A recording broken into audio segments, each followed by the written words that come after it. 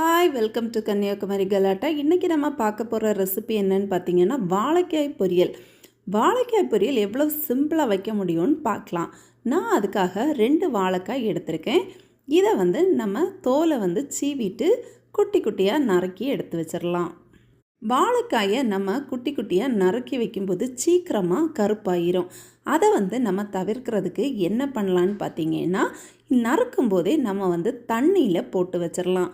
அப்போ நமக்கு அந்த கருப்பு ஆகாமல் நல்ல ஃப்ரெஷ்ஷாக வெள்ளையாகவே இருக்கும். இப்போ பாருங்கள், வாழைக்காயுடைய தோலையெல்லாம் நான் நல்லா சீவிட்டேன். இனி நம்ம இதை குட்டி குட்டியாக நறுக்கிடலாம். நமக்கு எந்த மாதிரி வசதியாக கட் பண்ண முடியுமோ அந்த மாதிரி நம்ம குட்டி குட்டியாக நறுக்கி எடுத்துடலாம். இந்த மாதிரி ஒரு பவுலில் தண்ணி வச்சுருந்தீங்கன்னா நம்ம குட்டி குட்டியாக நறுக்கிட்டு அதில் போடுறதுக்கு ஈஸியாக இருக்கும். இப்போ நான் குட்டி குட்டியாக நறுக்கி இதில் எல்லாம் சேர்த்தாச்சு. இனி நம்ம பொரியல் பண்ண ஆரம்பிச்சிடலாம். பொரியல் பண்ணுறதுக்கு ஒரு கடாய் எடுத்துட்டேன். கடாய் நல்லா சூடானதும் தேவையான அளவு எண்ணெய் நம்ம இதில் சேர்க்குறோம். எண்ணெய் இப்போ நல்லா சூடாயிருச்சு. இனி நம்ம கொஞ்சமாக கடுகு வெடிக்க விட்டுறலாம். 1/4 டீஸ்பூன் அளவுக்கு கடுகு போதும், ரொம்ப வேண்டாம்.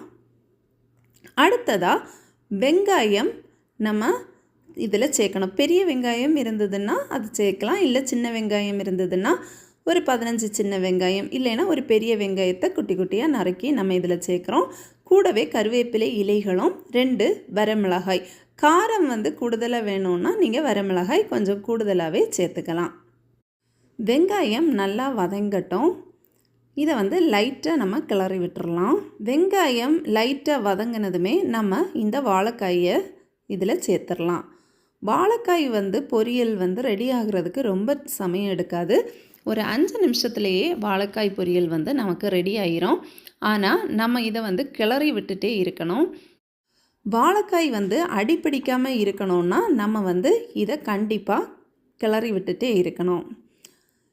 கொஞ்சம் கிளறி விட்டுட்டு நம்ம ஒரு 1/4 டீஸ்பூன் மஞ்சள் தூள் நம்ம இதில் சேர்க்கலாம்.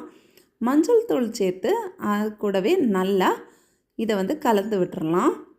5 மினிட்டில் ஈஸியாக வெந்துடும். இது ஓரளவுக்கு வெந்ததும் கொஞ்சமாக தேங்காய் துருவல் சேர்த்து நல்லா வதக்கி விட்டாச்சுன்னா நமக்கு சுவையான வாழைக்காய் பொரியல் தயாராகிருச்சு. எல்லாரும் கண்டிப்பாக செய்து பாருங்கள்.